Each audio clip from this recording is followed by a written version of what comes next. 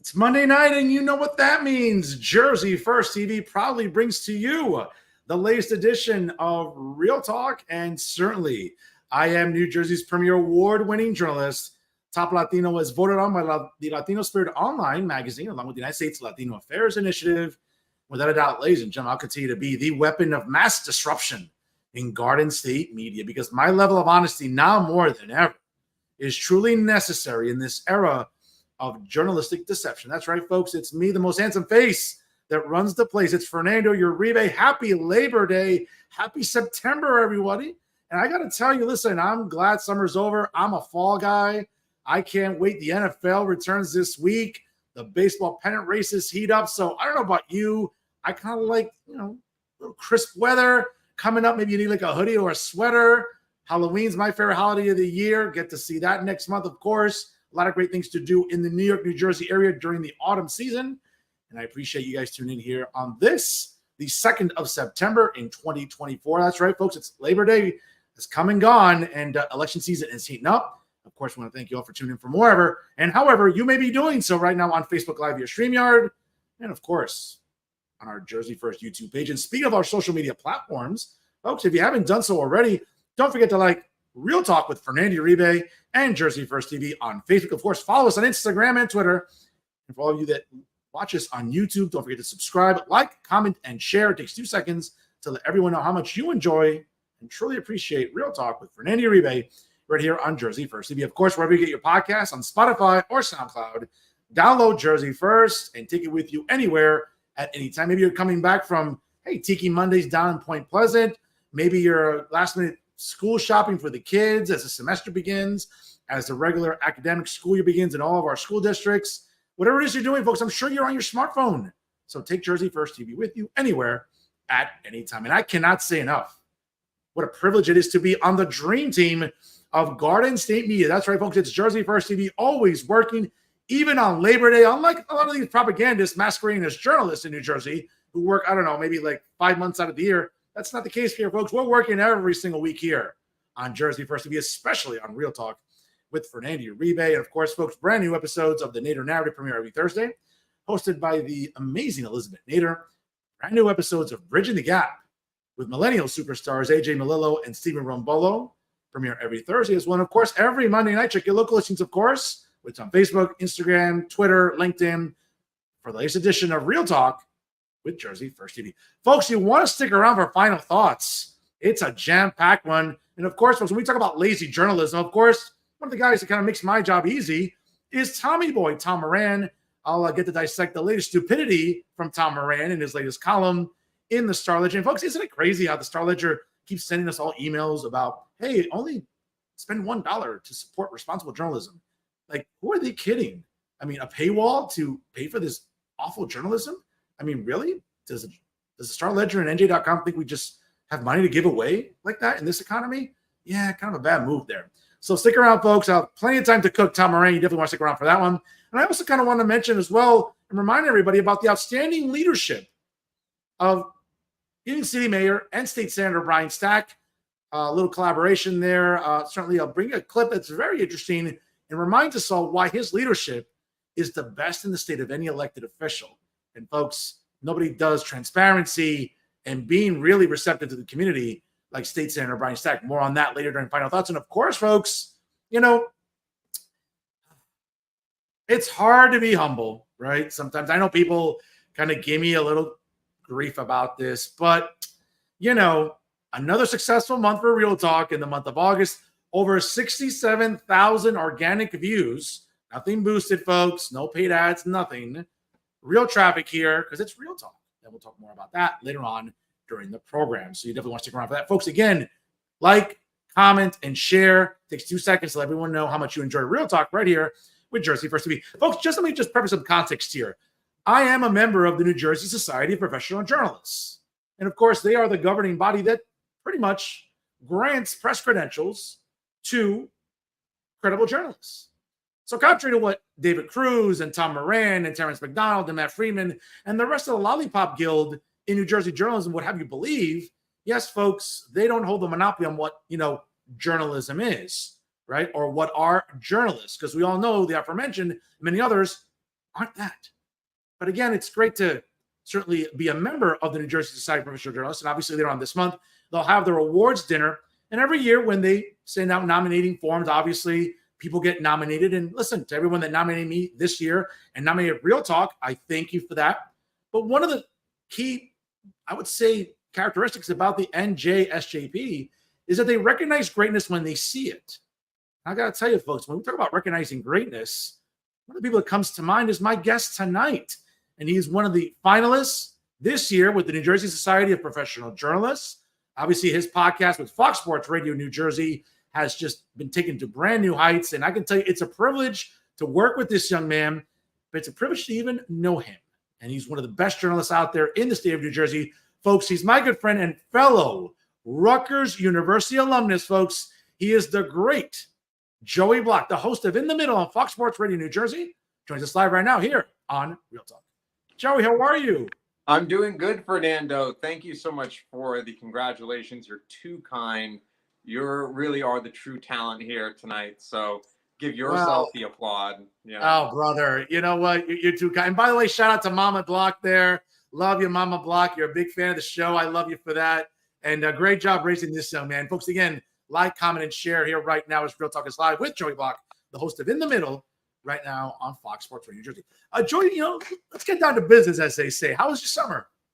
That's good, just traveling around, hanging out with friends, going to New York, going to Florida, this and that, just trying to wrap things up and look forward to it's surprising. I thought going into September would be the big news, but I feel like we've had so much big news over the summer about politics. It's like impossible to keep up. A candidate's dropping out, a new one's coming in, someone almost got assassinated.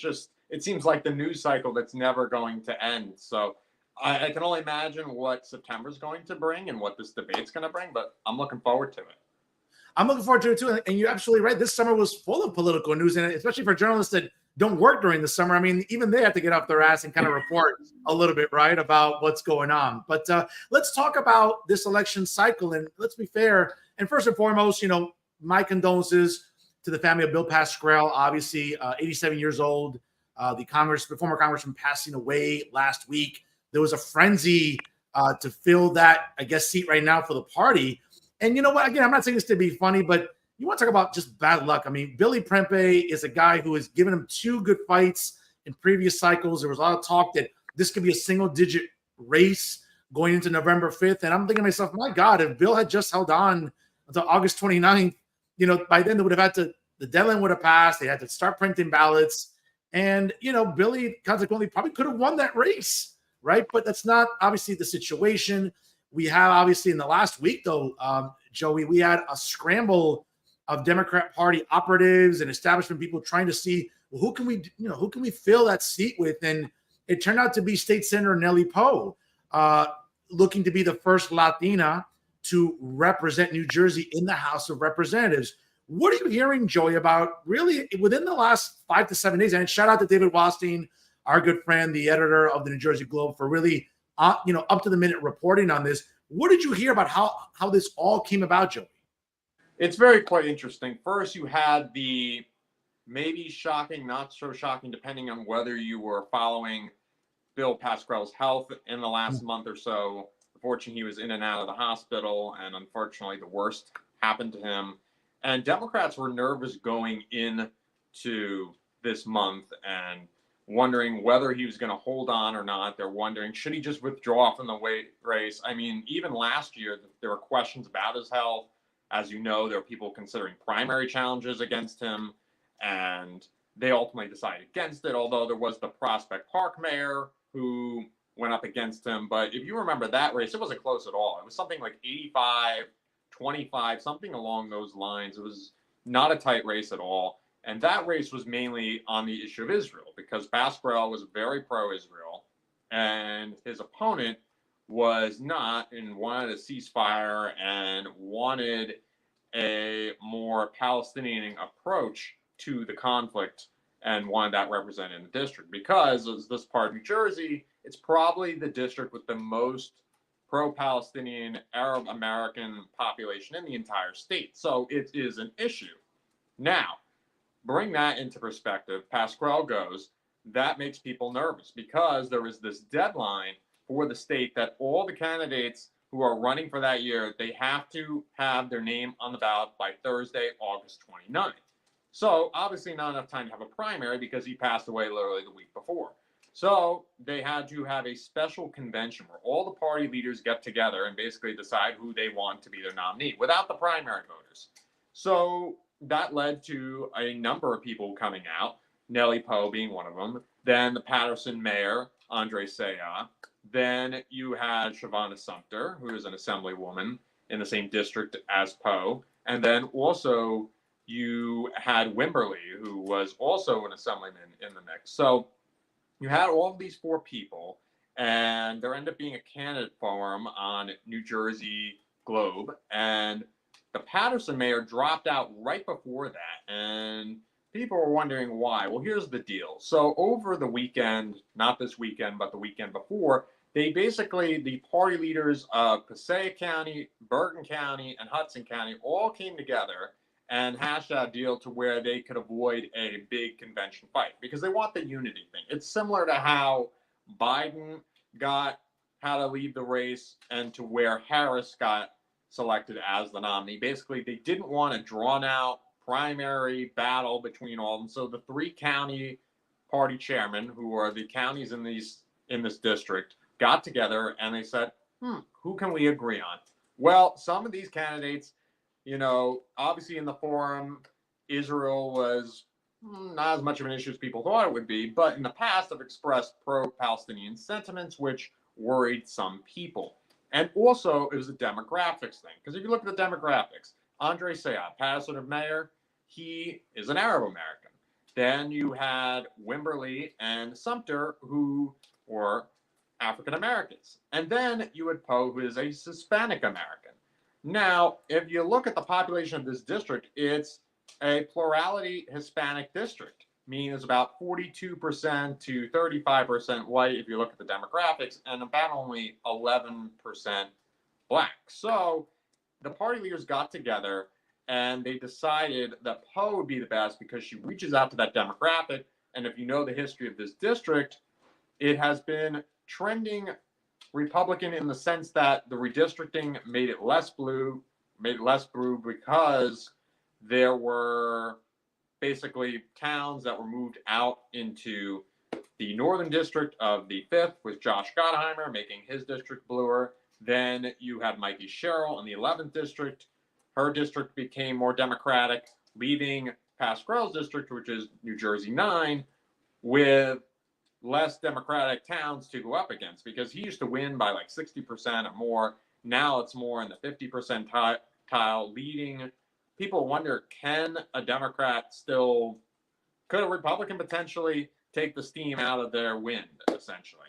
So that's why Billy Prempeh thought he had a shot because last time around, he only lost by 11 points, which I know doesn't really sound like a swing, but it is because in the past, he's lost by 20 or 30 points because this is his third run at it. So that's the deal at play. And wondering, are people going to be more concerned about the fact that someone was picked in a backdoor deal and didn't have to go before voters? Or are they more concerned about the partisan makeup of the House? That's what we're going to watch in November, Fernando. And I think it's going to be fascinating. This could be a sleeper race potentially, or it could be a big dud. We're going to wait and see. Listen, I agree with you. And I mean, whether or not there's backlash by some voters about, hey, listen, we avoided that with Tammy Murphy, right? Where people were just thinking like, oh, Governor Murphy's trying to just, insert his wife into that Senate seat, right, into the primary. And that didn't work. There was a backlash against Tammy Murphy, thankfully. And obviously, we'll see if State Senator Poe will face that same backlash, obviously, by a lot of voters, especially, a lot of the progressives in New Jersey that I wouldn't say are growing in numbers. But to your point, obviously, former Congressman Bill Pascrell was very pro-Israel. Obviously, one that was really denouncing all this sort of radical, these, let's be honest, these sort of jihadists on college campuses consistently, whether it's at Rutgers, our alma mater, or across the river in NYU or Columbia or wherever. Bill Pascrell was very, very adamant about his support for Israel, for the state of Israel. And obviously, I think that, to your point, rubbed a lot of progressives, the far left in the Democrat Party the wrong way. To your point, obviously that didn't hurt him in the primary. Obviously, his challenger got smoked. But again, Bill Pascrell was facing some challenges. I think Billy Prempeh, especially with the way the district has changed, right after redistricting. Now, again, Billy still has a very big uphill battle. I like Billy. I've interviewed him. He's a good guy. He's a friend of mine. Obviously, he's going to have to overperform in a lot of parts of Bergen County, though, Joey. A lot of those towns are going to have to come out. And listen, Patterson and Passaic are kind of like those very big blue oceans, basically, of voters. Can Nellie Poe maybe galvanize those voters as well? I think that's a big question that remains to be seen. For sure, because the big reason why Poe was selected was because of the right Democratic makeup of the district. Basically, they're trying to appeal to this Hispanic population that, as we know from polling, they are trending more Republican now. So if you start to have Hispanic majority districts and it ends up being that they start leaning Republican as a demographic group, well, then that makes it more difficult. And I laid it out on my show over the past week that, the Hispanic demographic is not by any means a monolith, because different makeups and different ethnicities vote different ways. Puerto Ricans tend to vote more Democratic, Cubans more Republican, Mexican Americans are more in the middle. It's hard to really pin that down per se, but if you are in a district that there's more Hispanics than anybody else, then you probably want to pick with someone who's more in line with that than either another white guy in Pascrell's case or an African American in case of Sumter and Wimberley. So that was the calculus there. But right, with Prempeh, he's got a couple things he has to do.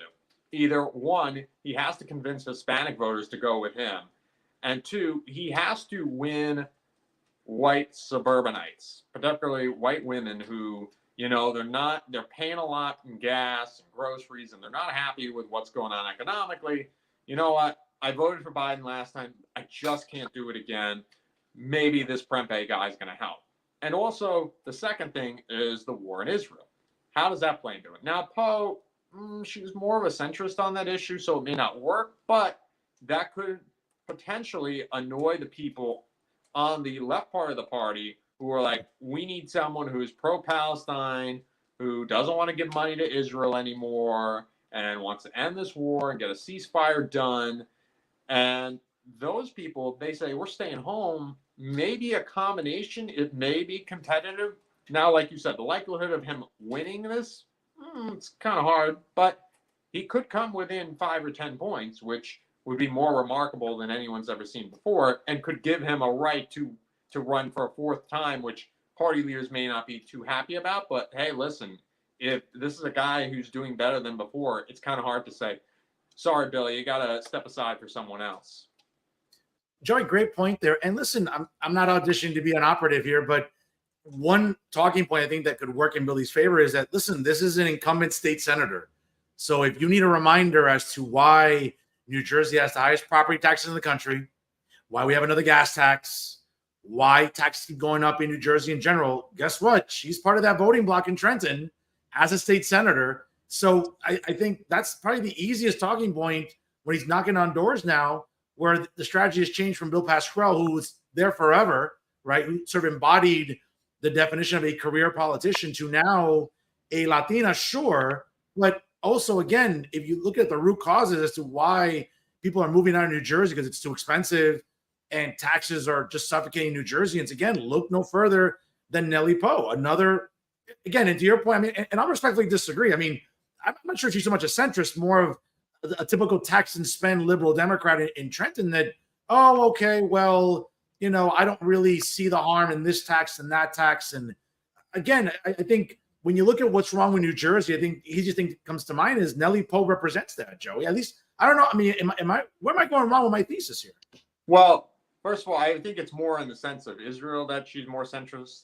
In other issues, she's more progressive. But in terms of trying to define her with it, it can be tough considering it is a traditionally blue district. And also, let's be honest, a lot of people don't know who their state senators are anymore. I mean, I know in certain necks of the woods, people do know and are very in kind. Like, for example, Brian Stack, where you are, he's a guy who people know, they like him. He knows how to turn out voters. But in other parts of the state, people don't know, quite frankly. And if you're trying to, create an enemy that people are not aware of, it could be more difficult to pin that down. But you could, with Murphy's popularity, it's not as high as it once was. You could try and attach her with that, saying, well, look at all the runaway spending here. Look at the COVID stuff. Look what happened there. And, you could talk about the plastic bag ban, all this and that, and maybe try and do more of a local campaign. That's what the Prempeh team is trying to navigate right now, is they have a change in opponent. One thing he's also been beating the Bush with, and it could be successful, again, it's the same thing Trump's kind of do with Harris, is, listen, you guys did not get to vote for this person. This person was thrown in at the last moment. I was elected by the people. You need to elect someone who's by the people. Maybe that works, or maybe not. Again, if it works for Trump, it'll work for Prempeh. If it doesn't work for Trump, it's probably not working for Prempeh. But again, that's also going to be hard too, because these house races are going to be nailed, tight as nails, basically within 5 points less, maybe even 1 point. So in a lot of these districts, and again, it could be where we're looking, whoever has the majority has 222 seats when the majority is 217. It might not be very big at all. So he may not be riding any type of wave. Maybe he needs a wave. This is a very unique situation where it's, Pascrell went at the last moment and now everyone's trying to figure it out. So we will have to see what happens in this district. How do people respond in that district? And what are the concerns at the moment? Do they do split ticketing? Or is it you're voting for Trump, you're voting for Prempeh? And you're voting for Harris, you're voting for Poe? Well, that's something we're going to have to see. Absolutely. Folks, if you're just joining us right now, it's 6:21 here on the East Coast. My guest tonight, he is the distinguished host of In the Middle on Fox Sports Radio New Jersey. Joey Bloch joins us here live on Real Talk. Like, comment, and share, folks. Here, takes 2 seconds to show you support for Real Talk via Jersey First TV. Joey, staying within house races here, obviously another interesting house race is CD7. And without a doubt, obviously, we know that Sue Altman, a very far left progressive, radical in my opinion, has been nonstop with her attacks on the incumbent freshman U.S. Representative Tom Kean Jr.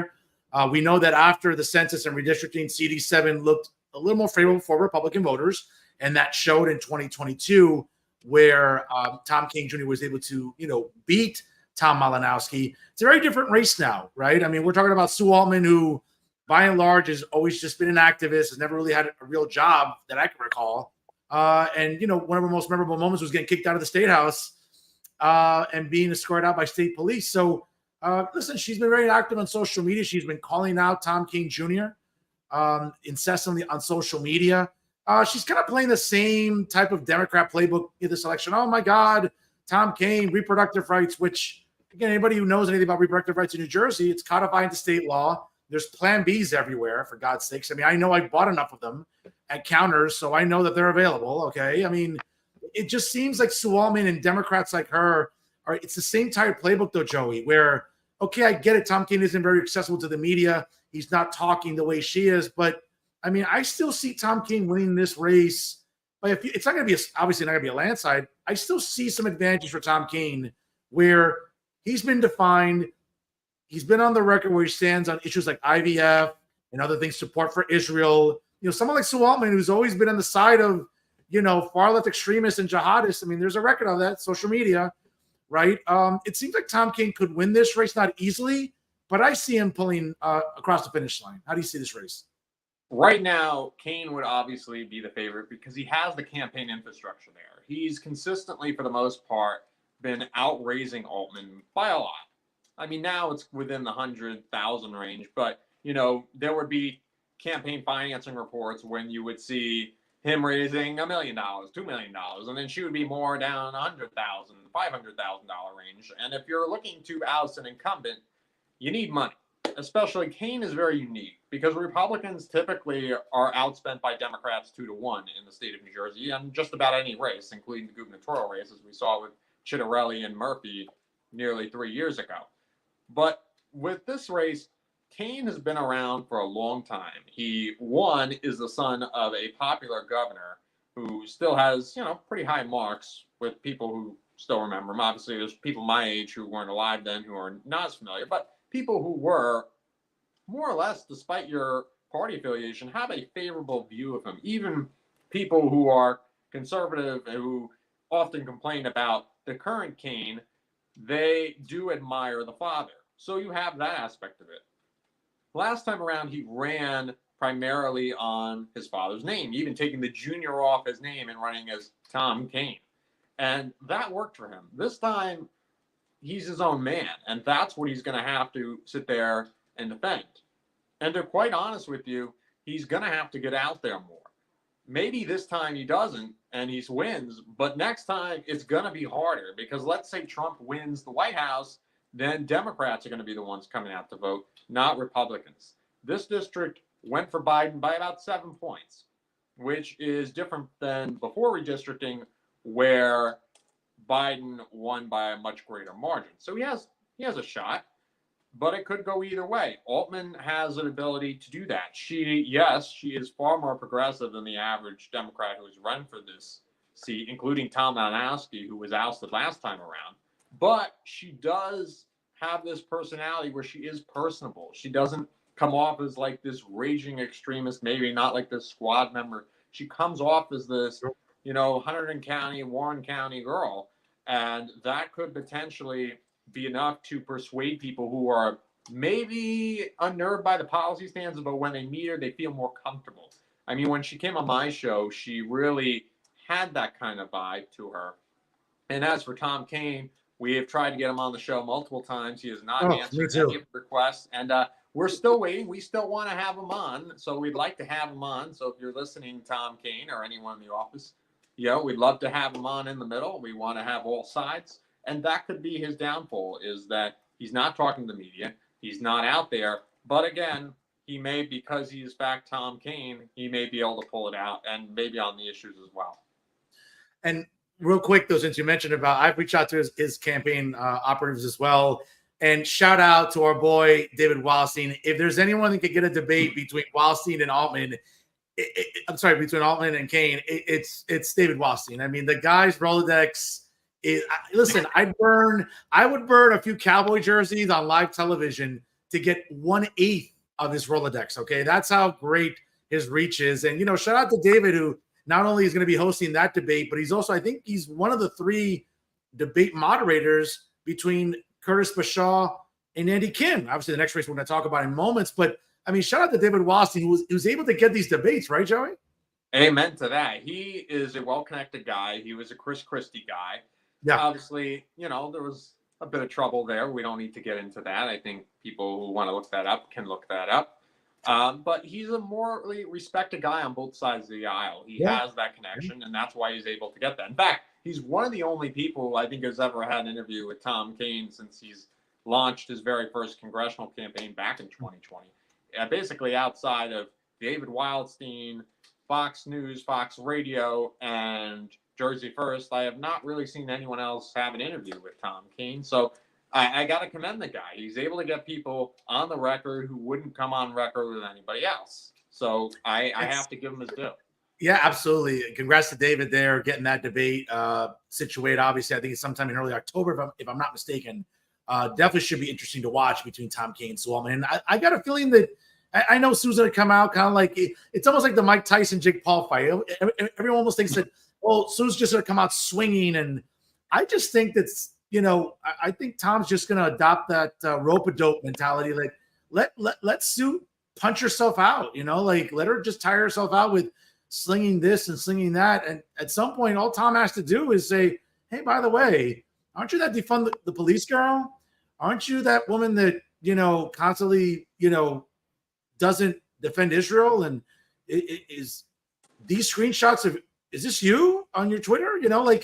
I think that's all Tom needs to do, really. I mean, sure, they'll talk policy for an hour, right? But it'll be interesting for sure, I think, once they come face to face next month, courtesy of the New Jersey Globe. Speaking of the New Jersey Globe, obviously another debate that they're going to be moderating, another big issue and big race in New Jersey, is the U.S. Senate seat. Right now, obviously, it was obviously the incumbent senior U.S. Senator Bob Menendez stepped down shortly after his conviction in federal court.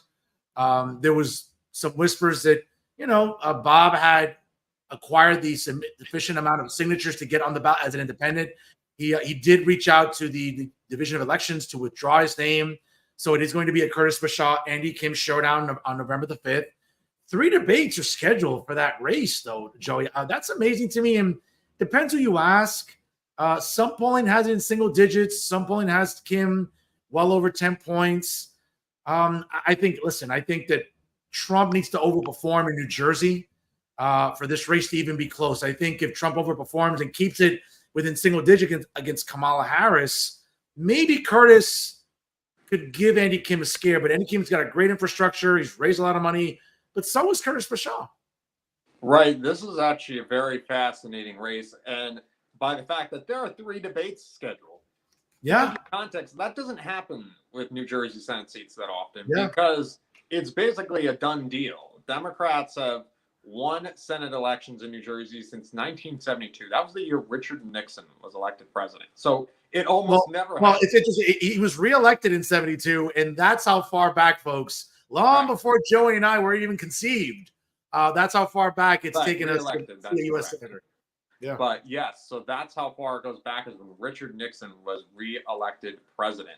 So it doesn't happen that often. The fact that there are 3 debates shows that there is interest in this race, because there usually never is. To give you context, last time around with Cory Booker, when he ran, like his competitor, Rick Maida, had to beg to get a debate. And they ended up getting one on New Jersey Globe.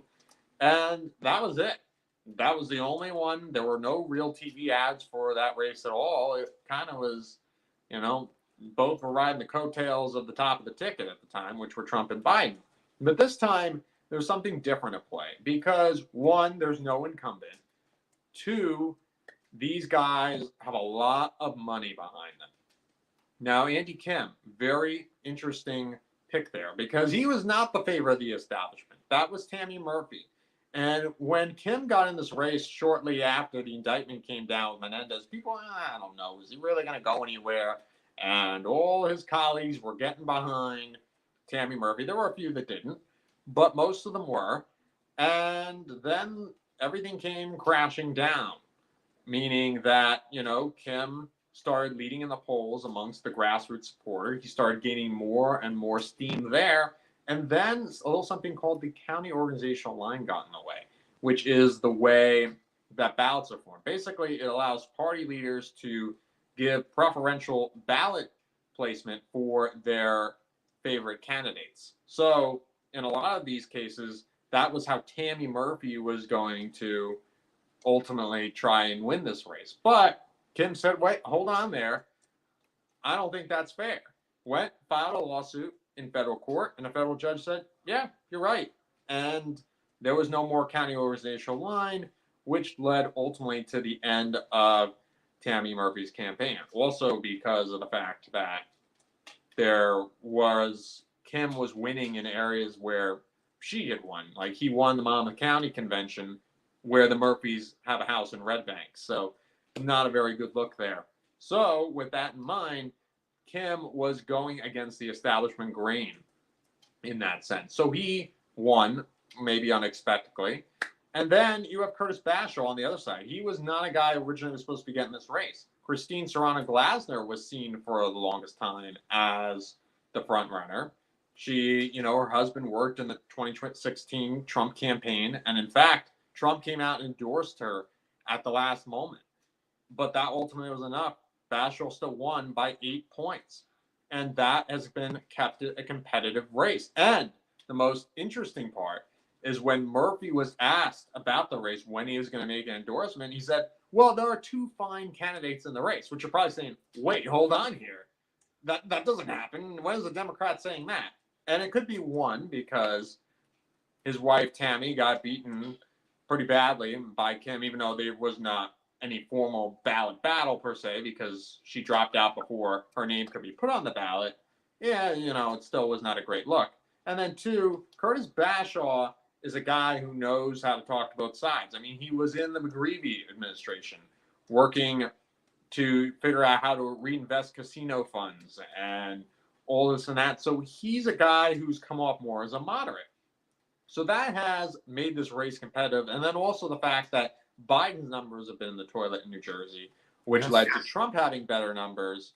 And that's why Bastrop. But one thing I will caution here, Fernando, is that this race could not really be impacted by the top of the ticket, because Andy Kim, back before he had his most recent district, his makeup was Trump won by 1 or 2 points in his district, but he was able to still pull it out. So there are chances if Trump pulls out New Jersey, Kim still gets the Senate seat, because he's a guy who knows how to do this. Sure. So that's what Bashaw is going up against. He's going to have to define Kim and figure out how to define him in a way to where, even if, let's say the best case scenario for him is Trump wins New Jersey, that Kim still doesn't run away with the Senate seat. And it's interesting, again, just a little bit of a history lesson here for all the kids at home. Obviously, we just talked about the last time the Republican won a Senate seat was 1972 during the re-election of Richard Nixon. And the last time New Jersey went red in a presidential election was 1988 with George H.W. Bush, long time ago. And you're right. Listen, I mean, it very well could happen. Donald Trump could win the 14 electoral votes in New Jersey, which would be, again, unprecedented in quite some time. But anything could still win that Senate seat. So it's very, very interesting when we look at the dynamics there. But to your point before, and I agree with you, the fact that this race is getting 3 debates tells you, I think, about the importance of what this means. I mean, really, control of the Senate is really in the balance here. It's right now, it's 51-49. We have a couple of Democrats, actually a few Democrats nationally that are a lot of incumbent Democrats that are very vulnerable. We have Sherrod Brown in Ohio. Certainly, we know that Joe Manchin obviously withdrew from the Democrat Party. Obviously, he's an independent now, so it's still 51-49. I mean, listen, you can see it behind me, folks. The shirt there. I'm rooting for Trump. Obviously, if Trump wins the presidency, obviously Republicans win the Senate, or even if it's 50-50, we're looking at Vice President, J.D. Vance as the tiebreaker in the Senate.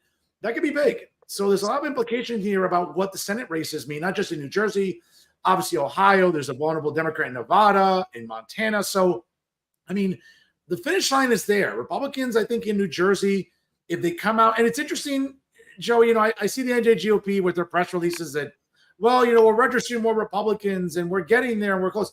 Democrats still have a pretty good advantage, right? It's not over 1.5 million anymore. It's less than 1 million. That's great advances for the NJGOP.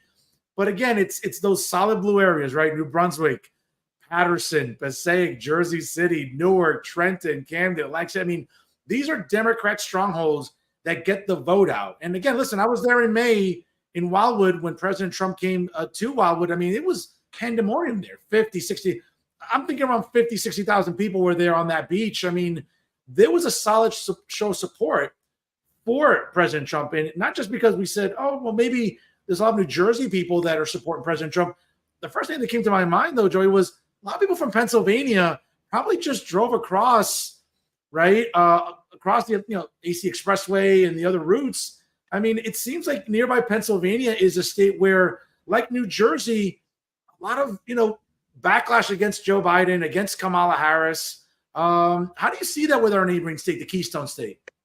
That's interesting that you bring that up, because the funny thing with that rally is, and you heard Congressman Jeff Van Drew, who was the big organizer of that and big time Trump supporter, basically said, this is kind of a way to bring in suburban Philadelphians over, because a lot of those people who live in the suburbs of Philadelphia like to go to the Jersey Shore for the summer. So it almost felt like it was more of a way to engage Philadelphia suburbanites who may not necessarily want to go to a rally in their hometown, but like, hey, it's we're on vacation. Why don't we just go to the rally? So there was that attendance was, I would say, probably either 50% or more people who were not from New Jersey. The only rally, and it's not in New Jersey, it was kind of interesting where you didn't see that, because a lot of these people like to travel all around the country to go to these Trump rallies, because that's how energetic and excited they are in their support for Trump, was the Bronx. The Bronx, most of those people, that I have to say 80-90%, if you look around, were not people from other places. They were from the neighborhood. They were like down the block. And that was kind of interesting. Not something you would see a lot typically in a place like New York, particularly in the Bronx. So with that in mind, there is that aspect of it. But Philadelphia and Pennsylvania are an interesting aspect in itself because up until now, you had Biden running on the ticket. He was the Pennsylvania boy, the Scranton guy, the working class Joe from Pennsylvania. And that, in a lot of other states, maybe he actually had an advantage in. Now you got her on the ticket. Now you might say, okay, so that gives Trump an advantage. Well, she's energizing voters who typically may have not been so excited about Biden, particular black women, because black women are very excited about Harris based on the polling. They want to see someone who reflects them in the White House because it's been, in America's history, you've never seen a woman be president. And the last black president was President Barack Obama. So, they want to have another person in there. And also someone who can understand their issues. And they see that in Kamala Harris in ways maybe black men don't, which is a kind of interesting dynamic there. But let's put that into play. Black women, they get, if the Harris campaign is able to energize them in Philadelphia, if they're able to send Barack Obama there the way that he went in 2020 for Joe Biden, and go to those urban centers, Atlanta, you go to Miami, although Miami didn't really work the same way as the other places, but you get my drift here, is that could make or break this for Harris. Now, for Trump, he has to talk to people in the suburbs. If he's able to talk to people in the Philadelphia suburbs, Bucks County, people in the Poconos, those areas where they haven't, they liked him in 2016 or they tolerate him, but then didn't like him in 2020, can he bring them back? And maybe that might transcend to places like Burlington County across the border in New Jersey. Maybe it brings you home to people in Somerset County, Hunterdon County, Warren County. I mean, some of these places I've listed are pretty red, but maybe become more red, and that, translates into something here in New Jersey. It's hard to tell. We're going to have to see here, but right now, the Harris campaign has gained their steam, and this debate is really going to make or break it for Trump, and maybe for Harris too, because it doesn't seem like she has a lock in a lot of these places either. It's neck and neck. Listen, you're absolutely right. And speaking of the debate coming up next Tuesday, September the 10th, I mean, listen, last Thursday, I mean, she's been ducking the press for months since she became the nominee. She's been ducking the press for a while anyway. And it's going to be very interesting next Tuesday. Number one, it's ABC. We all know that very much like CNN did, they're going to try their best to try to give her as much cover as they can. But I'm glad that the agreement in terms of the parameters of the debate are remaining intact. Obviously, under Joe Biden, he had demanded 2 debates with Donald Trump. He chose the venues, no audience, mics can be muted, no notes. I think this spells disaster for Kamala Harris next Tuesday. We saw last Thursday, number one, it wasn't live. So CNN already lied to you right from the onset. It wasn't a live interview. It was taped. And of the 41 minutes, Joey, they only televised 18 of it. And that was a disaster. So I can only imagine what a mess the other 23 minutes were for Kamala Harris, who she looked like the millennial that brings their parents to their job interview. Okay, that's what she looked like with Tim Walz there. I mean, she looked like, I mean, again, nothing against millennials or Generation Z, but my God, it looked like you bring your parents to like the job interview, on the first day there. It just drove me crazy where this love affair for Kamala Harris, and I get it in New Jersey, Joey, there's always going to be those vote blue no matter who people, and I get it, they're insufferable. But I mean, it's almost like, wait a second, who in their right mind wants 4 more years of what we've been going through? And I get that, I'm a conservative. I'm not, obviously, I may not win everybody over, Joey, but my God, it's almost like, wait a minute, people been asleep? I mean, we're looking at interest rates, we're looking at grocery bills, fuel, we're looking at rent, airline, I mean, you name it. I mean, who wants 4 more years or 4 more months or 4 more minutes of this? It just drives me crazy how people are this oblivious, Joey. Well, that is going to be the question, is whether Harris gets defined by the administration she's already in or by the hope, joy, and freedom that she wants to bring in for her 4 years if she were to be elected president. That's the question of how much are voters going to attach her to Biden? Because right now she's trying to be the agent of change. This is going to be something different. this is going to be something amazingly different. But the fact is, she still is the vice president, and you're seeing a lot from conservatives like yourself being like, well, she's been there for 3.5 years. Why hasn't she done something since then? Why didn't she just march into Biden's office and be like, hey, man, let's get something going here? So that is what the challenge that Harris is facing. That could be why she hasn't locked down this race, considering there's is all this energy and joy behind her. And that could be it. I mean, the interview is certainly part of it too, because yes, okay, she finally did the big interview. We still haven't gotten a big formal press conference. She's done those press gaggles, in between events, but we haven't really seen her talk without a teleprompter for an extended period of time. And that debate's going to offer us whether she can do that, because she sometimes gets into these gaffes where, similar to Biden, it kind of gets her into a hole, not the same way, but kind of maybe makes her not look as educated as some people may want her to think, or some believe that she is. And that will be the struggle for Harris. And the struggle for Trump's going to be not saying something that's going to come off color. He has to realize that this isn't Biden anymore. This is Harris. He has to make it sound like, similar to Hillary Clinton, he has to treat the same way. He can't come off as disrespecting women or people of color, or say things that just sometimes people might say. And as Walls, the guy who's running on Harris' ticket, be weird. You don't want to have that weird label. Sure. Yeah. That's for sure. No, absolutely. We'll get back to politics in a moment here, but a story I really want to pick your brain on. I'm not sure if you caught it on today's New Jersey 101.5 FM. Great editorial. And again, being that it's Labor Day, the end of summer, kind of, right? We're back to school tomorrow. Everyone's back sort of in the usual pace of life.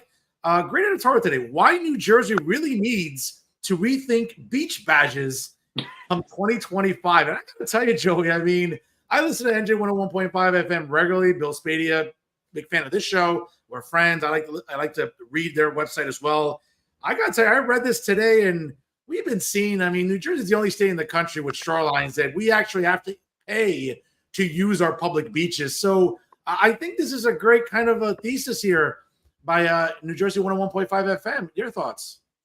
It's probably something that will be a debate down the line, because it is basically whether to charge, whether not to charge to get on to a beach. But you have to remember, a lot of these boardwalks are now run by private entities. Jenkinson's, for example, down in Point Pleasant, they are basically the monopoly. You can't get on to Point Pleasant Beach without going through Jenkinson's and paying whatever they want you to. On Seaside, that's more of a municipal type of thing, but they're the ones setting the rates, setting the prices. But the argument there is, okay, then where's the money coming from? Because a lot of these are the local towns, or in this case, Jenkinson's, a business, is the one running it. Is it going to be higher taxes? Where's the money coming from? And that's going to be the question and the debate if this does become a large thing. Do people who are on the lower end of the income bracket here in New Jersey just want to go to the beach? I mean, you got Sandy Hook, where I believe the rates have changed, but at one point you could go in there for free based on the fair holidays that the governor gave a few summers ago. And then now, at one point, it was $5 per car. I think it might be a little more now they get in Sandy Hook. That's the more affordable option. But outside of Sandy Hook, when you go down that shoreline, it's much harder. And then obviously on Long Beach Island, a lot of it is blocked off by private property. That makes it difficult. And the shoreline, although it's somewhat long, 50, 100 miles, it's still far less than places like North Carolina, South Carolina, Florida, Georgia. So there is the debate. Can you privatize land like that? Is it public land? Should there be a public access point? Like in Florida, if you look at most of the beaches there is a public access point at some point in a certain municipality where it allows people to go on. It's not all based on private property. While in Jersey, it's a little different. So that could be something. It could be that people would rather just maybe higher taxes, maybe not. It's certainly an interesting debate, and I'm curious to see what policymakers in Trenton, as well as in places like Point Pleasant, come up with. Believe it or not, maybe during next year's gubernatorial race, that might be a talking point. It could be. Candidates. I mean, you want to win some people over. Hey, no more beach badges. And you might get at least 6 counties to vote for you already past the Parkway, past exit south of 98, that's for sure. Joey, before I let you go, I know you have to be going shortly, but again, as I mentioned at the start of the program, congratulations to you being a finalist coming up for the New Jersey Society of Professional Journalists dinner coming up later this month. Obviously, your podcast In the Middle with Fox Sports New Jersey continues to grow by leaps and bounds. Again, I've had the privilege of knowing you for 4 years. And as I was starting, Real Talk really in the middle of the pandemic on June 1st, 2020, I didn't know what to make of what was going to happen with this show. Obviously, I started with Eyes on NJ News. Then I broke off independently. I landed with Jersey First in January of 2022. It's been a success ever since then. Same thing for you, man. I mean, you're doing great things. I mean, again, the sky's the limit for a young man like yourself in journalism. And I think like what you and I do, though, Joey, I think is sort of representative of the way, the evolution of journalism, where 20, 25 years ago, you went to school, whether let's say what you did, went to Rutgers for what you did, what I did. Listen, back in the day, people went for journalism degrees and they start writing at their local paper, roll up the sleeves, cut their teeth in it. That's not the case anymore. Obviously, print circulations have been declining, if not outright dying. We're seeing a rise in the tap-intos in many municipalities, patches, citizen journalism, which is what I think what I'm doing to some extent. We're seeing the rise of Central Jersey Newswire, the Edison Reporter, New Brunswick Today, with our friends Charlie Cradavell, Kevin Hahn, obviously. Up here in Hudson County, the Hudson County View with John Hines, the Jersey City Times with Aaron Morrill. I think, to be honest with you, not to sort of toot our own horns here, but I think what we're doing really, I think, is going to be the future of journalism because of technology, streaming, and everything else. It does seem for certain that podcasting is the future. It's really only the medium that's growing, other than like maybe digital websites where, you're getting your articles getting notified via your phone. But other than that, like TV news, radio, obviously in our market, WCBS recently being flipped over to an ESPN station is just a primary example of how, unfortunately, these outlets just aren't resonating with people as much as they have. And a lot of it has been the expansion of the national, because, the CNNs, the Fox Newses of the world are what people are watching and tuning into. And in some cases, not even that. They're not even into cable news anymore. They're just into what they're finding on social media. So podcasting is definitely the future in that regard, especially at the local level, because people are saying it's dying, local news, but maybe it doesn't have to die. Maybe it just needs to transform. Because it's funny, I was at a radio conference, I think about, I want to say 4 or 5 years ago. It was back when I was in college. And the big thing that was said was, radio's not dying, it's transforming. And by that, they meant the podcasting thing is coming in, the traditional radio is coming out. So that is definitely the future, is for guys like you and me who have that sense. Maybe they don't have those fancy journalism degrees. They can go out and put out content and talk to people in a way that is conversational, but yet informative, that is not as intimidating as maybe some of those local people like, oh, look at how smart I am. We're just guys trying to, make a difference, try to hold people accountable. And that's where probably this industry is going to go. I agree with you. Any big things coming up in the fall now for In the Middle on Fox Sports Radio New Jersey?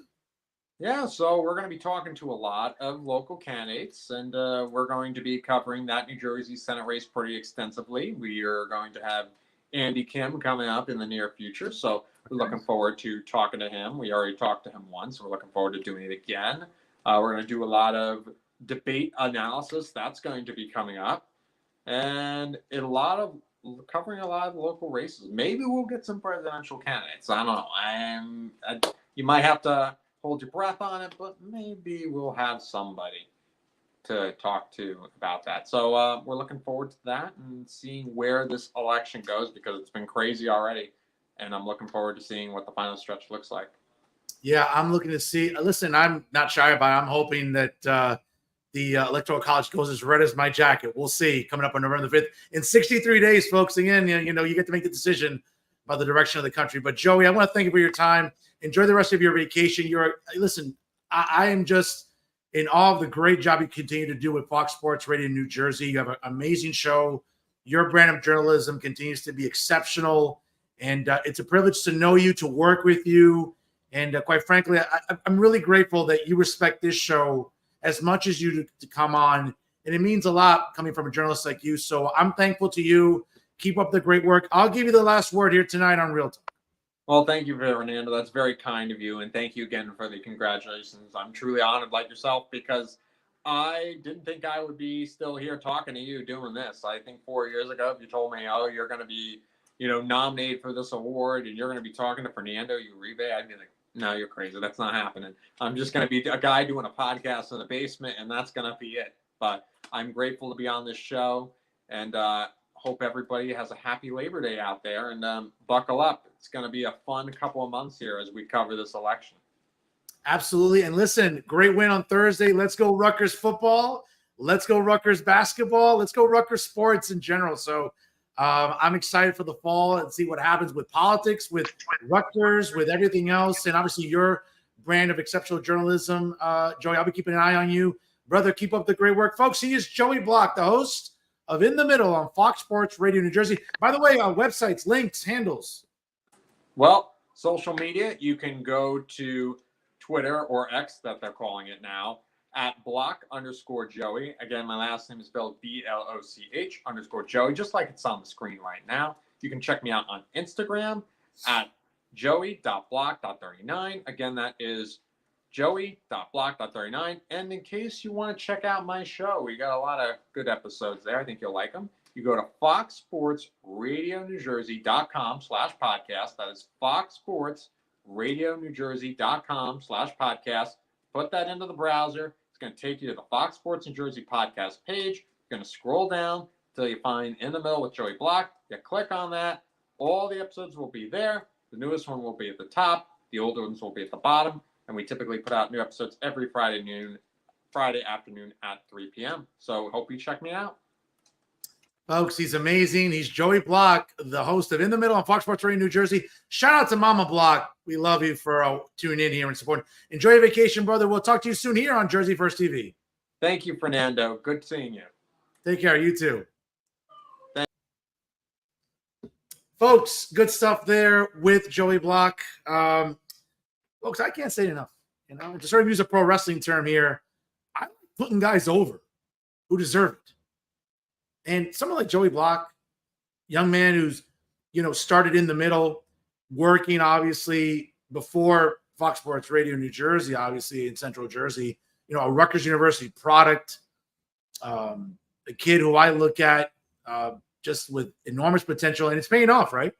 We're seeing it with the success of his show. We're seeing it with his traffic, with the quality of his guests. Folks, big things are on the horizon for In the Middle at Fox Sports Radio New Jersey and Joey Bloch. So again, I want to thank him for his time tonight. I know he's on vacation. Gentlemen, to come on. Again, God bless you, Joey, and I appreciate you doing that here on Labor Day weekend. Folks, don't go anywhere. It is 7 o'clock. Here it is, just struck here, 7 o'clock here, Eastern time on the right here on the coastline. And folks, don't go anywhere. Appreciate you tuning in from wherever, however you may be doing so right now on Facebook Live via StreamYard, of course. Also on the Jersey First YouTube page. Ladies and gentlemen, it takes 2 seconds. Like, comment, and share. And show your support for Real Talk via Jersey First TV. Of course, as I mentioned before, check out Joey Bloch and In the Middle. Brand new episodes air on Fridays on Fox Sports Radio New Jersey via foxsportsradionewjersey.com. And again, folks, you want to talk about exclusives, he gets them. And it's really good journalism. So if you haven't really listened to Joey Bloch, what are you waiting for? Start doing that in September, right? Summer's over. You kind of getting back into that groove. You want to look up, good podcasts, responsible podcasts, informative, illuminating. Folks, check out Joey Bloch in Fox Sports Radio New Jersey. Trust me, you won't regret that. I don't when I tune in every single week to Fox Sports Radio New Jersey. Folks, you don't want to go anywhere. Again, 7 o'clock here on the East Coast. And as I said before, listen, I appreciate everyone that tunes in every single week. Again, that likes, comments, and share.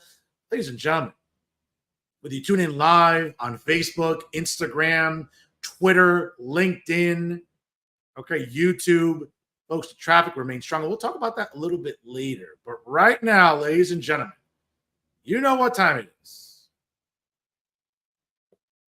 It's time for Final Thoughts. And folks, I got to tell you, from one person who publishes exceptional journalism, like Joey Bloch, right? unfortunately, for every great journalist like Joey Bloch, we got a lot of ham and eggers. We got a lot of Mickey Mouse journalists in New Jersey that just do bad journalism and journalism in bad faith. Folks, and when we think about that, we think about lazy journalism, bad faith journalism. Well, folks, let's be very honest. Okay? I don't have to look very far in New Jersey, especially in the establishment media, because there's plenty to choose from. But a guy who never disappoints me, a guy who gives me material every single week, folks, we know, again, it's Tommy Boy, Tom Moran. And folks, this is a guy who, I'll try to keep it PG on this show here. But folks, you want to talk about a slapnut in New Jersey journalism, it's Tom Moran. And for a guy who is as blatant a propagandist as there is, folks, what's really disappointing about NJ.com is the audacity of NJ.com to fill our inboxes, right, or even our spam boxes, right, with emails telling you, yes, please support responsible journalism. Please support journalism that works for you. And folks, I can't even say it with a straight face, okay, because none of those things apply to NJ.com. And the audacity of them to ask you, hey, listen, only for $1. And then, of course, after the 30-day trial run, then they'll charge your debit card $25. And folks, let's be honest, who really wants to pay $25 to read NJ.com? Now, luckily for me, I'm able to use somebody else's account, and I get to read it for free. But folks, again, if you ever need a cure for insomnia, it's always available, courtesy of Tommy Boy, Tom Moran. And Tom's latest column is symptomatic, folks, of the bubble that the establishment media lives in here in New Jersey. And folks, I got to tell you, folks, I mean, just look at this title. Kamala Fever could help Sue Altman beat Tom Kean Jr. Now, let me just read you a little bit here because, I had to, let me just read you a little bit here. Okay? Tom Moran, boy. Tom Moran, in this latest disgusting display of journalism, right, would have you believe the following. Okay? And he starts out by saying, since Kamala Harris burst onto the national stage and lit her party's base on fire, that's not true, Tom. If you look at polling, that's just not true. Okay? Democrats across the country have made solid gains in races for governor, the Senate, and the House, climbing in the polls and raking in big bucks. That's also not true, but more on that later. Okay. Now, he asked, how might this affect New Jersey? There's only one swing state district here, and one race that professionals rate as a toss-up. The contest for Congress in the 7th Congressional District, a seat held by Representative Tom Kean Jr. as a freshman. He faces a challenge from Democrat Sue Altman, a former Republican, hometown kid, professional basketball player in Europe in her day, and most recently a firebrand progressive leader who once was wrestled out of the State House, yes, Tom, for acting like a complete ass, by state police during a protest against the Camden tax giveaways. This was going to be close. Cook says this race is just one of 22 toss-ups across the country. Now, this was really funny about who Tom Moran talks to. Most people I talk to in New Jersey think Kean still has an edge. That's true, Tom. Yes. Because unfortunately, again, and Tom lives in this bubble. Okay. And I get it. He lives in this cozy little place in Jersey City, wakes up. I mean, folks, if there was ever a guy that exemplifies the low testosterone soy boy, it's Tom Moran. I've seen him in person. Trust me when I tell you, I know a low T soy boy when I see one. But what's interesting about Tom Moran is, who is he talking to in New Jersey? Because, folks, grocery bills are still suffocating us. Gas prices are too high. Okay. Airlines still charging exorbitant amounts. Folks, let me give you a perspective about what it looks like in Joe Biden and Kamala Harris's America. Because remember, folks, she's the sitting vice president.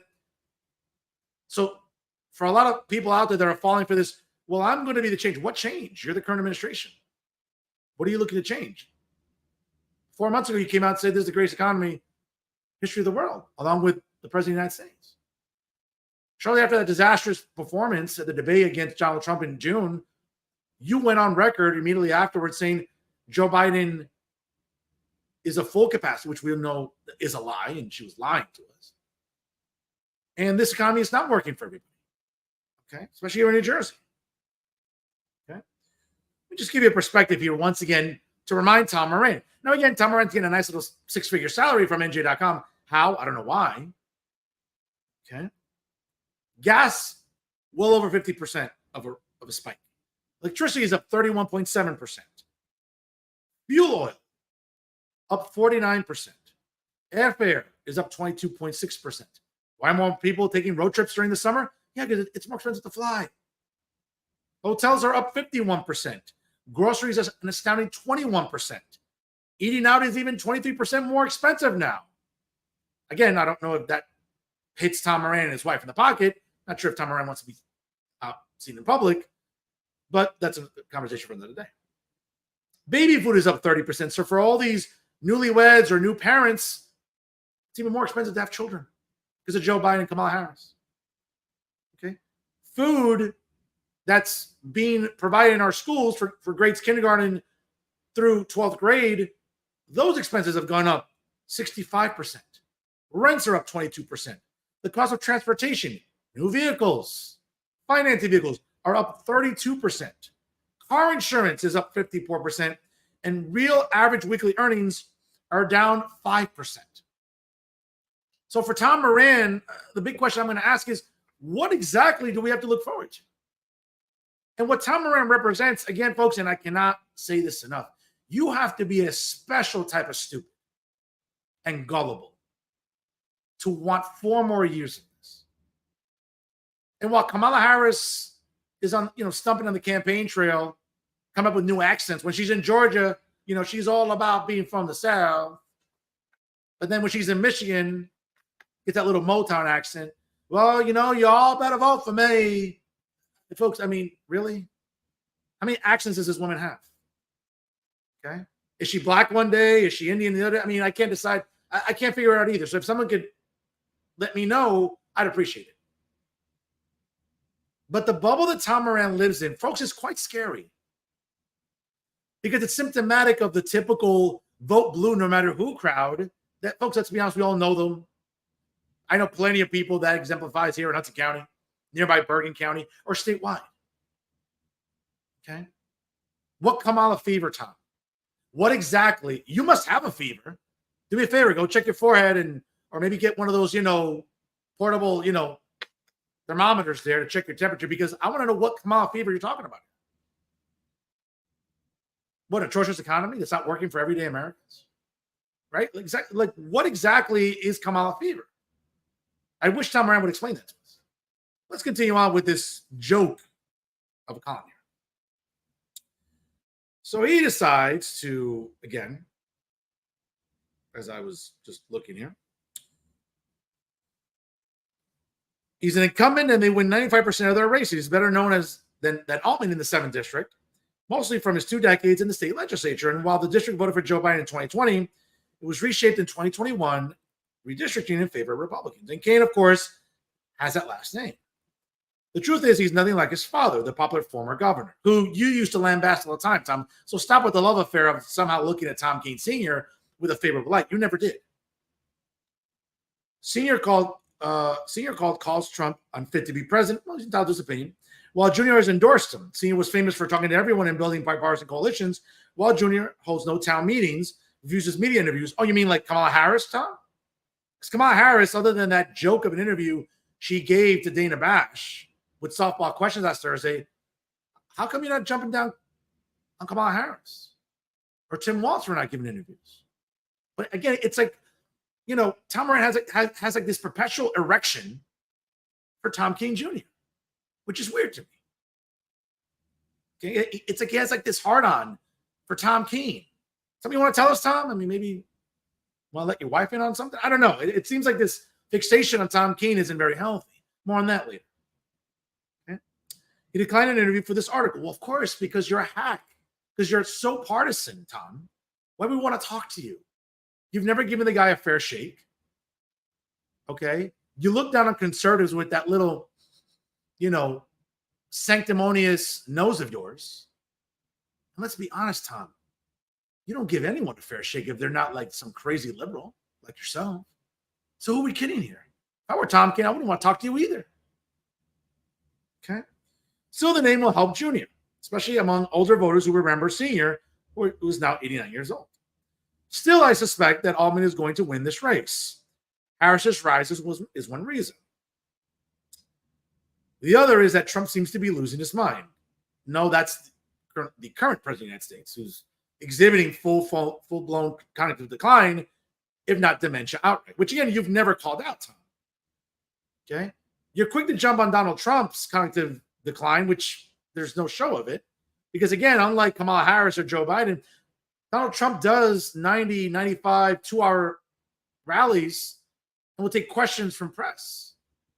I mean, were you asleep in the last month where Donald Trump has talked to reporters for more than an hour and taking questions? When's Kamala Harris taking questions from reporters? Let me think. Oh, never. But again, Tom Moran likes to be sanctimonious.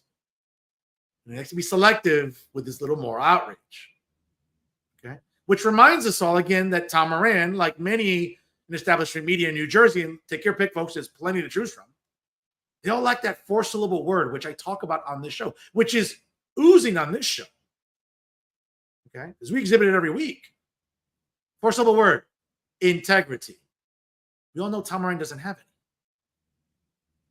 it. Okay. That political malpractice is going to help out. And I don't think Trump has the discipline to change course.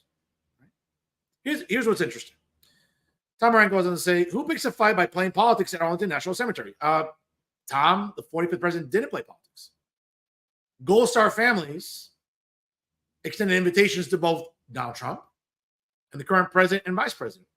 Guess who declined the invitations, and guess who still hasn't talked to families that Joe Biden and Kamala Harris deserted in Afghanistan during that disgraceful withdrawal? Ooh, you know who didn't turn down invitations from Gold Star families? Donald Trump.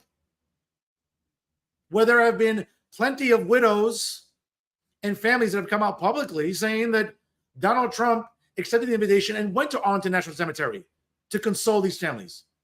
Has Joe Biden and Kamala Harris done that once? Okay.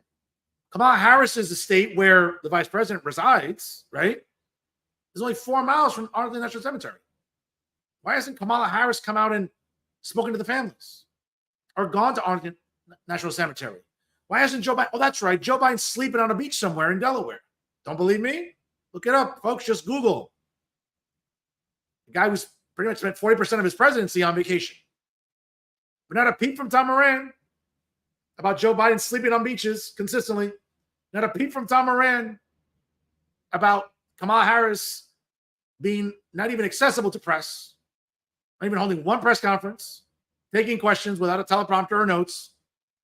All right, that all ends next Tuesday, where this insufferable woman is going to get her clock cleaned by Donald Trump. Because we all know that whether it's Tulsi Gabbard prepping him or those that prepped him for the first debate, let's be honest, folks, he shows that same discipline against Kamala Harris. He's going to smoke her just like he smoked Joe Biden. The only difference is that Joe Biden is just cognitively declining. Kamala Harris, she's just naturally dumb. There's no cognitive decline. She's just dumb. She is the quintessential example of anyone who's just really book smart, but not life smart. And we're going to see that unfold next Tuesday. Because she's going to have to answer for the fact that, hey, why are you waiting for day one of your presidency to fix what's going on? You're in the current administration. You could work with Joe Biden to bring down gas prices, to bring down inflation, to enact policies that would help grocery bills go down for everyday Americans. For Kamala Harris, day one was 1,361 days ago. But fools like Tom Moran won't tell you that because, again, it requires Tom Moran to have, don't forget it, integrity.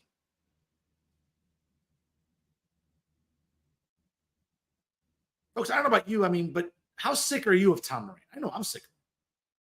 Right? Let's keep going here.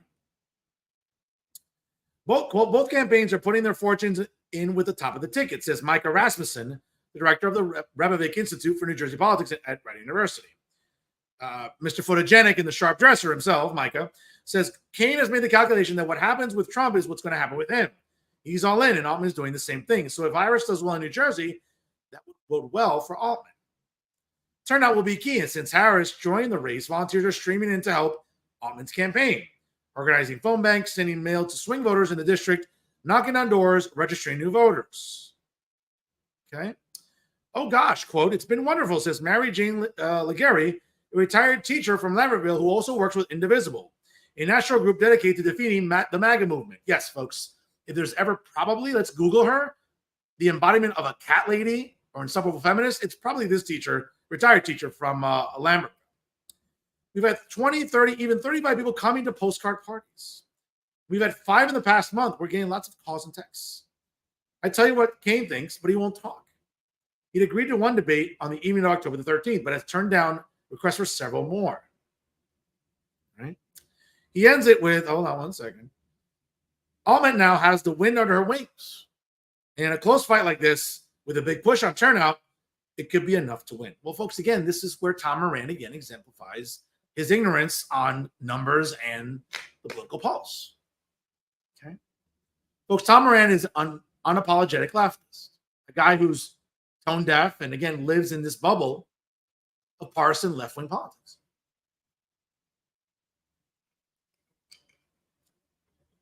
Folks, if there's ever anyone to not take seriously in New Jersey journalism, it's Tom Moran. The low T soy boy himself, Tommy, would have you believe that Kamala Harris is a good candidate for president. Folks, look at your weekly earnings.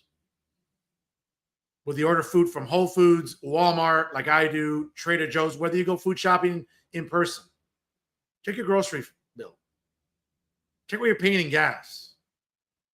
Check what you're paying in rent. Check what you're paying in other amenities. Folks, forget about blaming COVID. This is not about blaming COVID or coming out of the COVID economy. Folks, we came out of the COVID economy a long time ago. Okay? The current president of the United States who's sleeping on a beach, the current vice president who's cackling like a hyena, don't care about everyday Americans. If they did, they'd be working hard to bring down these numbers. But Kamala Harris would have you believe that she'll do that on day one of her presidency. That somehow, oh, I'm going to fix what the current administration cannot. Honey, you're part of the current administration. You could do it right now. Donald Trump can't. He's the challenger. You're the incumbent, essentially. You could fix a lot of problems for everyday New Jerseyans. You're just choosing not to. Just like Tom Moran. When it comes to being honest and ethical and trustworthy, yeah, Tommy Boy could try to be those things too. Problem is, he just doesn't want to. Yeah, I get it. You're making nice money with the, with the Star Ledger, being a propagandist. So why change? Right? Just like Joe Biden, in his early 80s, we got Tom Moran in his late 80s. Why change the methodology now? It's made you rich. It's also giving you this rep as being dishonest, Tom. You should know better. You're like in your late 80s. You're probably going to be 90 soon. At this stage of your life, don't you kind of want to go out on a positive note? Don't you want to kind of leave like a positive legacy to journalism? I talked about positive legacies in journalism, right? A couple of weeks ago. And if you missed my tribute to Michael Aaron, the late, great Michael Aaron, go back and watch it a couple episodes ago, folks. That's a journalist who, at the end of his life, exemplified poise, integrity, right? Like reliability, transparency, honesty, and believability. Folks, none of those things apply to Tom Moran. He's fine with it, but you shouldn't be. You shouldn't be reading him either. You're not learning anything. Quite frankly, you never will. And those are my final thoughts. Folks, special commentary here tonight. Do want to give a shout out to Hudson County TV. By the way, context here. My first job in journalism was with Hudson County TV, now known as Hudson TV. Shout out to Julio Reynoso, their editor-in-chief, for the good work that they continue to do. And a shout out to Jeff Henning. Recent piece with Hudson TV highlighting, folks, the ongoing leadership Union City Mayor and State Senator Brian Stack. In a time when he's being attacked relentlessly by propagandists, illiterates, hacks online. Take your pick, folks. Whether it's Leonard Flapowski, a joke of a journalist. I mean, you can't even call him a journalist, folks. You want to talk about propagandists. I mean, folks, Tom Moran's a propagandist. Okay? Terrence McDonald's a propagandist. Jay Lasser's a propagandist. Bob Henley's a propagandist. Okay? Charles Stiles a propagandist. Max Pizarro's a propagandist. Matt Friedman's a propagandist and a pothead and a pretty, scruffy looking guy living under a bridge, but that's another conversation. Okay. Those are propagandists. Folks, Leonard Rapowski there aren't even words for what this degenerate represents, because it certainly isn't journalism. But it's the people that embolden him. Retired police captains living off a nice pension, retired police officers have nothing better to do with their time, and local residents that don't recognize the leadership, the transparency, and the accessibility of Brian Stack. So let me just give credit here to Hudson TV and Jeff Henning. By the way, all the love to Jeff Henning, a guy who has cut his teeth in the business, a guy who's, as a journalist, for many years with Cablevision News up here in Hudson County, was that go-to guy for that source of news in Hudson County for a long time, since the late 90s, into the 2000s, into the early 2010s. I've always had an enormous amount of respect for Jeff Henning, who now does great pieces with Hudson TV. But this one really came to mind because it reminds us, folks, that Brian Stack isn't just giving us lip service like a lot of mayors do in Hudson County, right? We got mayors that worry about nonsense, like pronouns, like Ravi Bala in Hoboken, that clown, and the rest of the Lollipop Guild and the city council that support him. You know what I'm talking about, right? Joe Quintero, Emily Jabor, Phil Cohen, right? The Lollipop Guild, right? Who care more about pronouns than property taxes or figuring out how to get more parking in Hoboken, or other mayors that are throwing hissy fits like Stephen Fulop. Folks, those are mayors that talk a lot, but the mayors that do a lot, well, that's Brian Stack. And here's the latest example. Union City is continuing its sidewalk, road, and infrastructure improvements on its main thoroughfares. A major portion of Bergenline Avenue has been completed, as has Summit Avenue. Paving, whenever we pave a street, we try to help by putting in new sidewalks. Even though the sidewalks are the responsibility of the property owner, we try to go in because we realize the expense of putting in a new sidewalk. We're not only going in and doing sidewalks, we're removing lead pipes, any lead lines. We're working with the water company, Veolia, to get the lead lines removed. We're working with PSE&G to put in new gas lines. This way we're not digging these streets once they're done, unless for an emergency. We've been working on Bergenline Avenue last year from 49th to 43rd. The sidewalks were done. This year we're doing from 43rd down to 30th Street. We're pretty much down to 30th Street right now. Then PSE&G is coming in, putting in high-powered lights. If you've been on Bergenline between 43rd and 49th, it looks like it's daylight at nighttime, and that's very important for crime and for keeping residents and those that own businesses and those that patronize the business, keeping them safe. Those lights will come down to 37th this year. We're hoping to go from 37th down to 30th with the new lighting over this year into next year. We're hoping to pave Bergenline Avenue either by the end of this year or early spring next year, and that will be down to 30th Street, 49th to 30th. That project we're doing pavers on the sidewalk in cement so they don't pop up and cause anybody to fall. We're not doing trees on Bergenline. I love planting trees, but we're not doing trees on Bergenline to block any of the canopies. We're doing planters. We're doing bollards on corners that have lights on them. And this is a really important project for safety, to keep it pedestrian friendly, to help those merchants on Bergenline Avenue, to get good business into the community as we did on Summit Avenue. We did a similar project a number of years back. And I'm hoping by the end of this year, early spring next year, we'll have it finished. All of the work is being paid for with Urban Enterprise Zone funding. What's the next street where work will begin? In addition to that, we're working on Hudson Avenue this year. We did Palisade Avenue over the last 3 years. Now we're working on Hudson Avenue from 30th up to 49th Street. This year we should be starting sometime right after Labor Day. We should be able to do from 30th and Hudson to 37th on Hudson this year. That will entail tree planting, decorative lighting, and also new sidewalks and ultimately a paved street. Once we finish Hudson to the end in the summer of next year, we'll pave all of Hudson Avenue. Mayor Stack says improving the infrastructure makes the city more aesthetically pleasing while improving the quality of life for everyone. In Union City for Hudson TV, I'm Jeff Hennig. Folks, again, shout out to Jeff Henning there with Hudson TV for that great reporting, as always. Folks, I keep saying it on this program. I keep saying it again. There are mayors out there that talk a lot, and there are mayors that do a lot. Folks, State Senator and Mayor Brian Stack is doing that. Okay?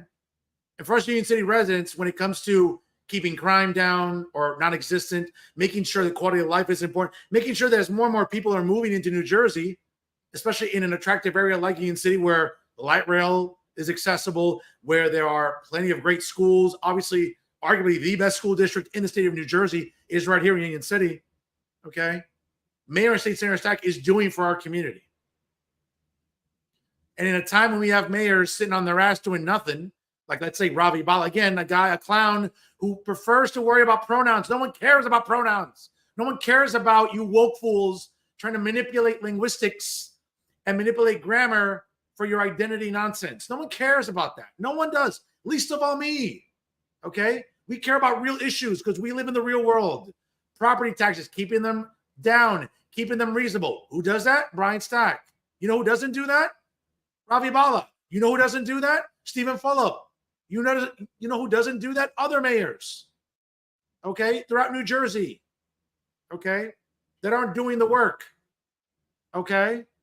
Nick Sacco in North Bergen. Folks, you want to talk about streets that need to be paved? Go down Tunnelly Avenue. Go down Bergen Turnpike. Okay? You ever seen the street sweepers? You ever seen some of these guys with the little dust machines when the sweepers come out? Yeah, all they're doing is sweeping the garbage to the street. And it's just water. It's old soap, and it's not even cleaning the street. So what exactly are North Bergen residents paying for? What exactly are Jersey City residents paying for? What exactly are Hoboken residents paying for? Right? Can someone answer me that question? Please? Okay. It's not about creating, it's not about giving license to dispensaries so all the potheads in Jersey City and Hudson County can figure out, oh my God, wow, gee, I have a new dispensary to go to so I can score weed because all my life is about is smoking weed because I'm a useless pothead. Folks, there's more to life than weed. There's more to life than smoking marijuana. Okay? So when mayors like Stephen Fulop, who think that they have a chance to win the primary next June for governor, folks, you want to talk about smoking weed? That's some good shit, pal. If whatever you're smoking, that's some good shit. Let me tell you. Okay? Because you're not going to win. Because you're not really concerned about everyday issues. Just like Ravi Bala is concerned about everyday issues. But you know who is concerned about everyday issues? Brian Stack. He keeps showing it. And I get it. There's freedom of speech. There's journalists out there that think that they're doing the people's work. No, they're not. Whether it's Leonard Flapowski, whether it's other journalists that take shots at Brian Stack, folks, they're doing it from a place of dishonesty. They're doing it from a place of malfeasance. And most importantly, and most egregiously, they're doing it out of a place of malice. Because whether it's paving our streets, whether it's hiring more police officers, whether it's building more schools, folks, by the way, again, it's not just about being a great mayor. It's about being a great legislator. It's about going to Trenton and getting the funds necessary to build more schools. Because as more and more people are coming to New Jersey, folks, more and more parents are bringing their kids and they're registering their kids for schools. Here in Union City, we're going to be having a new middle school right in Midtown. So not just the exceptional schools we already have here in Union City, we're going to be building more. Because education matters. Because getting our kids ready for the workforce, for tomorrow's America, that's what matters in education. And they're doing that here in Union City under the leadership of Mayor and State Senator Brian Stack, under the leadership of the administration here in the school district, with our great superintendent, with our great administrators. Okay? About getting Union City to the top of the food chain, as they say, when it comes to excellence in education, quality of life, and having a well-trained police department, and having services for our seniors, for our kids, making sure that low-income families have access to school lunches. That during the holiday season, guess what? When it comes to putting down, all those plastic bags on the meters during December, it's not just doing it like a week or two before Christmas. How about the entire month of December? You know who started doing that? Didn't happen in West New York for a lot of years. Never happened in North Bergen until, you know when? Until this guy started doing it and giving that relief to residents during the holiday season so people can go on Bergen Line Avenue, even post-COVID, to shop for their families during the Christmas season, during Hanukkah season, to get gifts for their kids and family members, to make Bergen Line Avenue, again, a destination where you want to go shop. Folks, do I have to keep listening to things here? Do you get the message already? Stop listening to these propagandists. Stop listening to these malcontents. Stop listening to these illiterates that couldn't pass a promotional test when they were police officers. Okay? Stop listening to malcontents who are either former employees or current employees. Folks, the guy that's been doing for our community, the guy that's been accessible at all hours, it's been this guy. A guy that does for the people. Not takes advantage of the people, does for the people.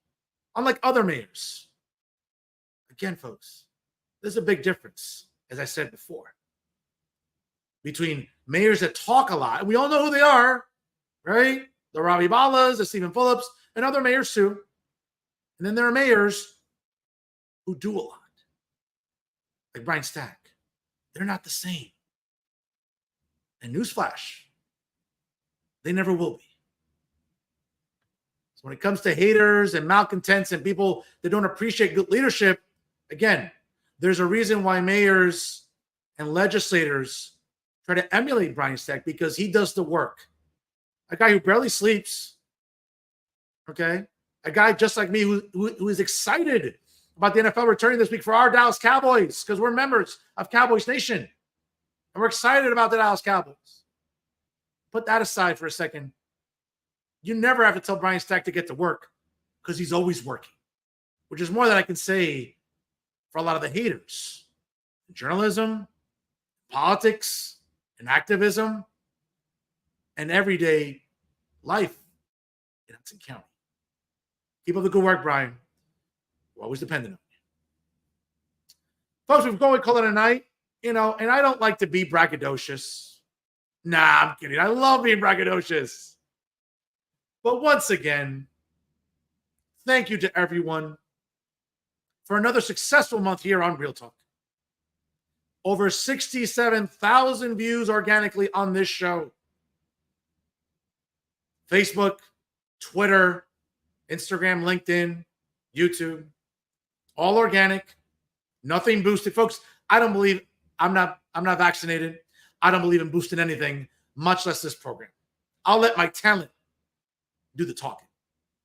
But more importantly, folks, thank you to all of you that tune in live every Monday night, that share the replays, that comment, that share it, that comment. Again, like it, and just show the support that you do. Thank you from the bottom of my heart. I know there's a heart in here. I know. For a lot of you, I believe there's a heart in here. Thank you from the bottom of my heart. And for all the haters out there, right? We all know who you are. Journalists, well, propagandists masquerading as journalists, activists, malcontents, all the cat ladies, insufferable feminists, all you reprehensible people. And I'll keep it PG on the show, folks. Okay? That don't like Fernando Uribe. That don't like this brand of award-winning opinion journalism. Do me a favor, because I think that either Uber Eats delivers, or I think Walmart and other services deliver up until I think it's, about 10 o'clock. Why don't you order some ointment for that burn? Because this traffic tells you that it's always real traffic here on Real Talk. Not that Mickey Mouse traffic with Mickey Mouse journalists. We all know they are, right? Even the journalists that don't even work during the summer that, are home all summer, aren't doing any work other than voiceovers, which you can do laying on your ass in a sofa, or journalists that barely publish a column a week, if not that. See, folks, we're always working here on this show. So it's ironic that on Labor Day, on a day that we celebrate not working, guess what? On this show, we're always working. That's the difference between myself and, let's be honest, all the Mickey Mouse journalists in New Jersey. Are you getting these numbers? Yeah, you know about traffic. You know about traffic on Kennedy Boulevard and Route 3, and the Jersey Turnpike and the Parkway coming back from the shore. But folks, once again, on this show, it's real traffic because it's real time. Folks, once again, that's our show for this week. Special thank you to Joey Bloch, host of In the Middle with Fox Sports Radio New Jersey, for an illuminating conversation there. Again, you can check it out, obviously, on foxsportsradionewjersey.com. All this great stuff as he hosts In the Middle there. Right. Congratulations to him being a finalist with the New Jersey Society of Professional Journalists. Dinner will be available later on this month. Folks, once again, thank you for showing support for the show. Make sure you like us on Facebook, of course. Follow us on Instagram and Twitter. Of course, for everybody that tunes in on YouTube, I know there's a lot of options out there for podcasts, whether it's about politics, pro wrestling, sports, lifestyles, whatever. We appreciate you showing love for Jersey First and Real Talk every single week. So once again, we thank you for all the subscriptions and, of course, all the likes and comments as well, and all the shares throughout the single week. Folks, also, if you download Jersey First on Spotify or SoundCloud, you'll check out all of our episodes that are available for you free of charge there on those streaming platforms. Folks, and I cannot say enough about how privileged I am to be on the dream team of Garden State Media. That's right, folks. It's Jersey First TV, educating and advocating for the residents of the great state of New Jersey. Brand new episodes of the Nader Narrative premiere every Thursday. Of course, hosted by the incredible Elizabeth Nader. Brand new episodes of Bridge of the Gap, hosted by millennial superstars AJ Malillo and Steven Romolo, premiere every Thursday as well. And every Monday night, folks, check your local listings. You can check out brand new episodes of Real Talk right here with Jersey First TV. Folks, I can't say it enough. Again, if you're looking for the best analysis and commentary, folks, here on this show, it's always informative. It's always illuminating. Let's be honest.